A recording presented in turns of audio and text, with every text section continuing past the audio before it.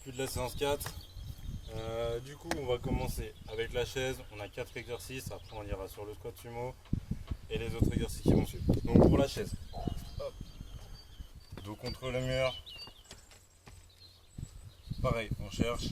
Angle droit au niveau du genou au-dessus des talons et hanches alignées au niveau des genoux. Main le long du corps, on regarde droit devant soi. Et on aspire bien le nombril, on sent les abdos qui sont contractés. D'accord? On peut baisser légèrement pour venir casser la parallèle si c'est trop simple. On va ressentir davantage au niveau des quadriceps. Si c'est compliqué, on va ressentir davantage au niveau des ischios parce qu'on va devoir remonter légèrement. D'accord?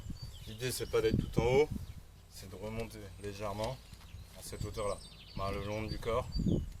Et on reste comme ça. Donc c'est bon, on vient de faire la chaise. Donc maintenant on passe au squat sumo. Squat sumo, pied sous les épaules, voire un peu plus large. Après le placement c'est le même que sur un squat. Pointe de pied vers l'extérieur. Et quand on descend, on envoie les genoux bien vers l'extérieur pour que notre bassin passe. Et on remonte. Quand on descend, dos bien droit. Et on remonte.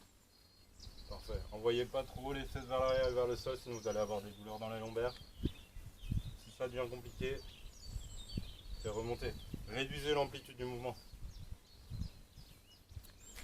Une fois que ça c'est bon, du coup, on va passer sur des hip thrusts. On vient au sol.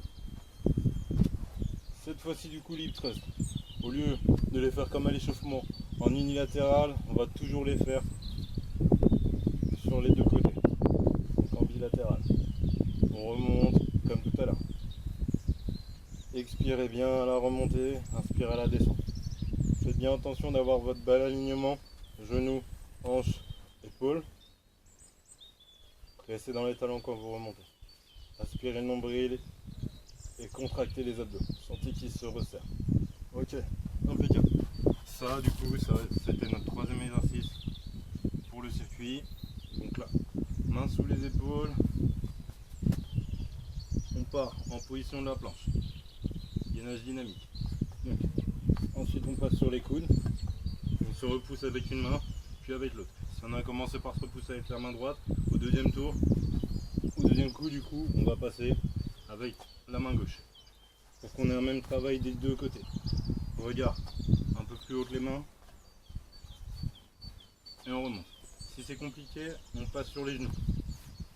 On descend. Et on remonte.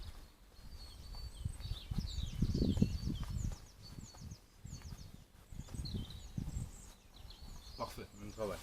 Impeccable.